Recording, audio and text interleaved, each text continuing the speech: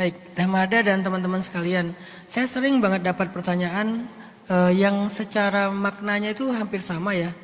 Bingung memilih antara orang tua dengan pasangan. Mulai sekarang cobalah kita punya persepsi yang lebih utuh. Bahwa orang tua, pasangan, anak itu bukan pilihan. Ketika kita bingung memilih, karena kita membuat itu sebagai pilihan. Sejak kapan mereka jadi pilihan dalam hidup kita? Mereka bukan pilihan. Mereka adalah penyempurna dalam hidup kita. Dulu kita punya cinta namanya cinta ibu.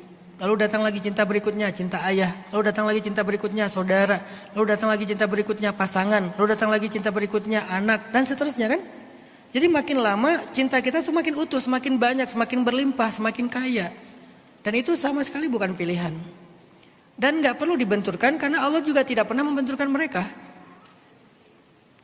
Kita tuh bingung hanya dengan statement-statement interpretatif terhadap hadis. Tapi bukan hadis ya, interpretasi terhadap hadis. Seolah-olah perempuan setelah menikah suaminya bukan ibunya, kan gitu ya. Padahal maksud hadis itu bukan kayak gitu. Maksud hadis itu etika seorang perempuan kepada suami.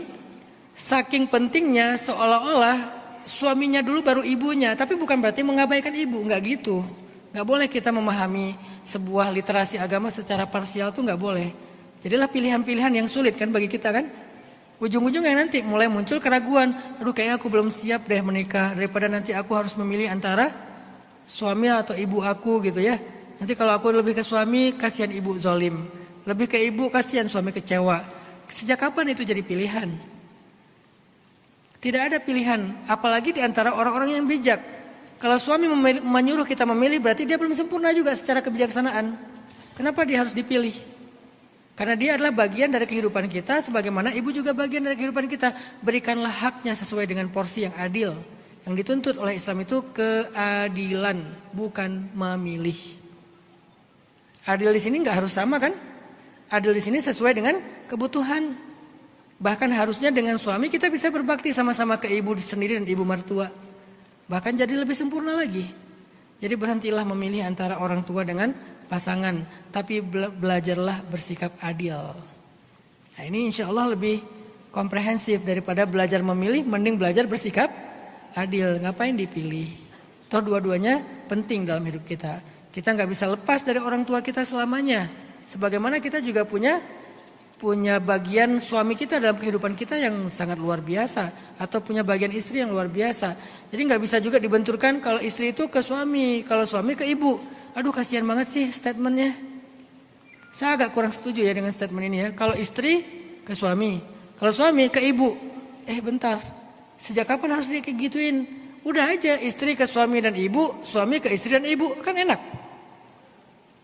Tinggal porsinya aja. Suami punya tanggung jawab yang besar terhadap istri dan anak-anaknya. Tapi dia juga punya tanggung jawab sebagai anak kepada ibunya. Misalnya dalam bab nafkah. Porsinya sesuai kebutuhan. Kan ibu pasti kebutuhannya gak seperti istri dong. Lagian yang ngerawat ibu bukan suaminya doang. Ada saudaranya yang lain juga. Ya udah ayo bagi-bagi. Tentang masalah waktu juga gitu. Masalah perhatian juga kayak gitu. Kenapa harus memilih? Ketika ada salah satu di antara yang mereka nyuruh milih. Aku atau ibu kamu? Disitulah dia sedang melakukan sebuah kesalahan. Jangan pernah nyuruh memilih. Karena apapun pilihannya dia akan zolim nanti. Atau aku atau ibu kamu pasti zolim. Memilih ibu zolim sama istri. Memilih istri zolim sama ibu. Gak usah suruh milih. Karena apapun jawabannya salah. Tidak ada jawaban yang benar untuk pertanyaan yang salah. Tidak ada jawaban yang benar untuk pertanyaan yang salah.